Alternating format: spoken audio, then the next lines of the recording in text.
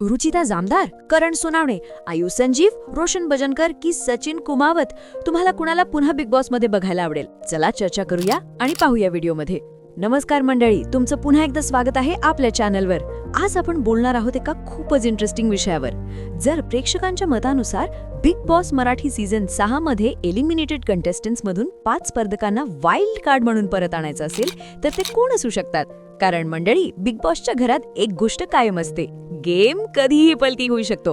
आणि जर काही दमदार स्पर्धक पुन्हा घरात आले तर सध्याच्या खेळाडूंना मोठा धक्का बसू शकतो. चला तर मग पाहूया ऑडियन्सला पुन्हा घरात पाहायचे 5 कंटेस्टंट्स. सचिन कुमावत. सचिनचा खेळ शांत पण स्ट्रॉंग होता. तो फार वाद घालत नसे, पण टास्कमध्ये त्याची मेहनत दिसत होती.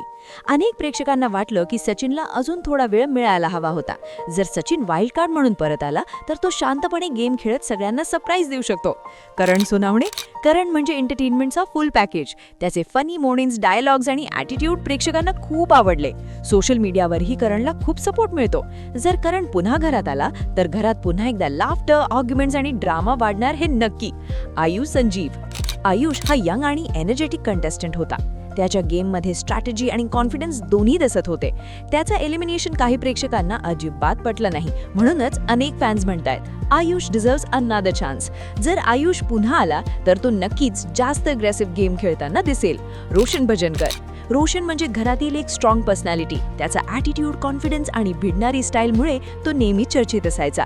घरात कॉन्फ्लिक्ट तयार करण्याची आणि गेम इंटरेस्टिंग ठेवण्याची क्षमता त्याच्यात आहे. जर रोशन वाईल्ड कार्ड म्हणून परत आला तर सध्याच्या कंटेस्टंटसाठी तो मोठं चॅलेंज ठरू शकतो.